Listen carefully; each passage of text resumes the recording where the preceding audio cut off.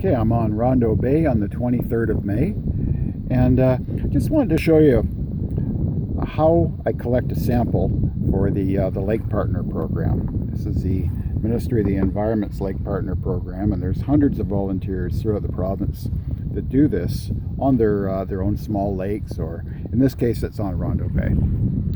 So I've already collected a sample. It's a little bit difficult to film and sample, but this sample was taken from one of the deepest points in the bay. I measured just under 12 feet, and that was going from a bathymetric map that I had. So it gave me an idea where to set my GPS and then to go out and take a sample. And what they're looking for here is they're looking for phosphorus and nitrogen from deeper in the water column as opposed to at the surface. So there's two measurements that are made. The one is the taking of the sample, and later I'll bring that back and filter that. And the other one is a measure of the turbidity, or the clarity of the water, using the Secchi disc.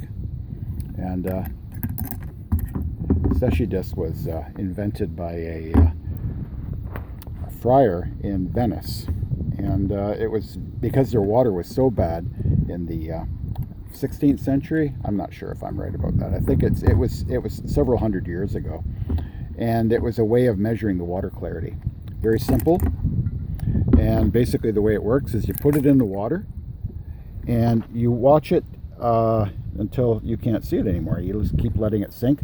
Now I have this rope marked off at 1 foot intervals with pieces of tape,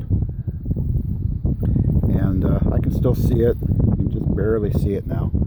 I don't know if you can see it with the camera, but I can certainly see it still. And looks like it's going to go almost all the way to the bottom in this spot. And nope, I just kind of lost it there. I don't see it anymore.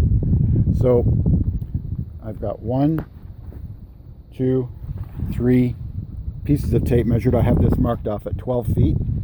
And so approximately 9, just a little bit over 9 feet, and it disappears. And at 8 feet I can see it quite clearly, and I'll bring it back up here. So once I establish the Secchi depth, then I hook on this jar, and right there, hook on the jar, and I send that down and kind of swish it around to try to get some of the surface water out, and then pull it very quickly and then cap it off. I'll bring this home, filter it, and it doesn't really need much filtering right this time of year, but as later the year progresses, there will be more algae. And then I'll send that off to the Dorset Research Centre in Dorset.